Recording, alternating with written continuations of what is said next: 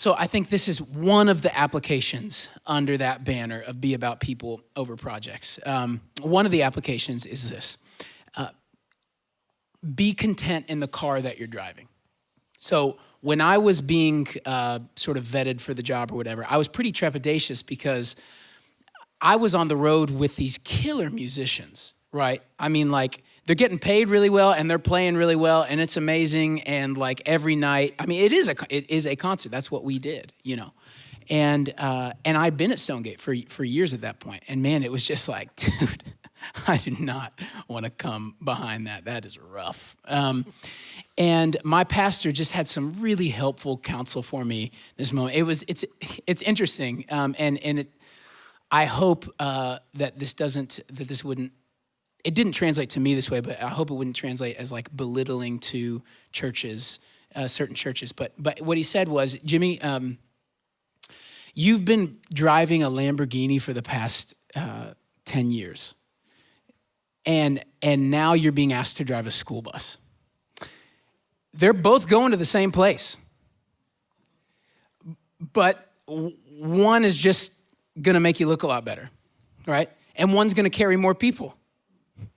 That's good. And you need to be content with the school bus. That's good, Jimmy. And I thought, man, that is just, so it wasn't long after that I said yes to the job, because it took me getting to a place of going, okay, like, is it about the flash or is it about the ministry? And since then, I have loved driving a school bus. It has been great. I still can't drive a stick, but it's happening. And you know, as leaders in here, I think you have a responsibility to discern what type of vehicle you've been given and then drive it appropriately, which means if your church is in, you know, the middle of Montana and your grandma's the organist, you shouldn't come with Hillsong expectations to that moment, right? It is improper, maybe sinful for you to come with those type of expectations in that setting. Because it's unfair to the team around you, right? So our church, it's a decently sized church, but we're not at the place where right now we're paying our players, so it's largely volunteer thing. Well, it's easy for me to kind of get frustrated internally at like the lack of excellence that we're striving for, because all of my buddies, right, most of them are on the stage, are at these massive churches with these big teams, and everybody's being, you know, taken care of and all that stuff, and it's like, man, I